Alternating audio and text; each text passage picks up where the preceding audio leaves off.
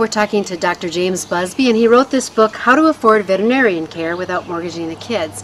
How did you become a veterinarian, Jim? I was born into a family of veterinarians, so it's kind of in my blood.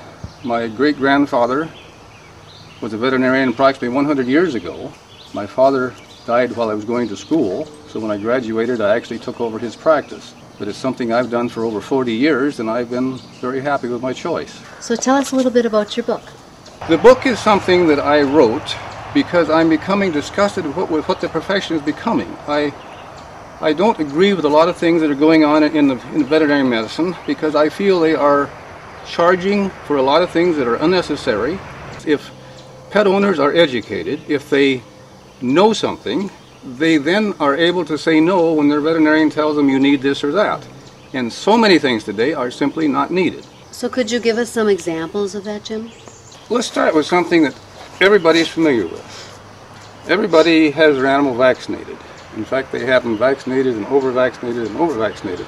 And this is one of my chief complaints. There has never been any studies done showing that animals need to be revaccinated any oftener than people. People get one vaccination early in life. Usually so young they don't even remember it, and they never get another one. Has anybody ever questioned why animals need to have these shots repeated year after year after year? The American Animal Hospital Association in the late 90s started to question this. At that time there was a couple of small studies done that showed dog and cat core vaccines, distemper, parvo, rabies, whatnot, were effective for at least 7.5 to 8 years. Based on the fact that the American Veterinary Medical Association at this same time published an article stating there never has been any studies done showing these vaccinations be repeated. Based on these three things and a little common sense, the American Animal Hospital Association stated flatly that they felt these vaccinations were good for life. Well, this created such an uproar in the rank and file of the veterinarians that the American Animal Hospital Association had to backtrack, and they finally made it their official policy to recommend revaccinating every 3 years. Now, this number was not arrived at through any scientific study. It was simply grasped out of the air to appease its members. So this became their official policy. But even then, they still let it be known they thought that these vaccinations were good for much, much longer. They simply decided that they would leave it up to the discretion of the individual veterinarian. Now, this is about like letting the fox guard the hen house. Many, in fact, most veterinarians are still over-vaccinating. In fact, I just had a client come in my clinic this afternoon. She came from the Twin Cities, and she had her vaccination record.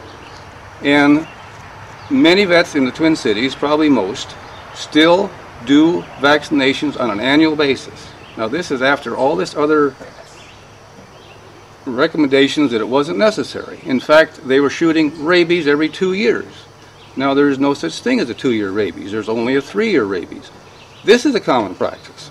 There are vaccines on the market that are actually worthless. There is a product out for immunizing against coronavirus. Now, coronavirus is a disease that has never been diagnosed in this country.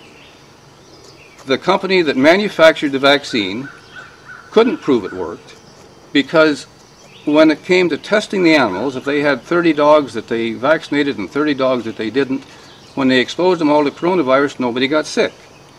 The company that manufactured it couldn't prove it worked, and yet the FDA passed this. When I mentioned this to the salesman who sold it, he actually admitted that he had a researcher tell him this was the best vaccine that he thought the salesman company ever invented. The American Animal Hospital Association in an article stated, it's a vaccine looking for a reason to be given. Now, this is something that a lot of vets are still shooting annually. Veterinarians are simply taking it upon themselves to over-vaccinate, and it's all done for one reason, to increase the bottom line. So our book is How to Afford Veterinarian Care Without Mortgaging the Kids.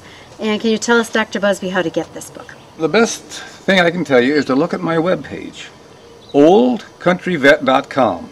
It has quite a detailed breakdown of what I've just said.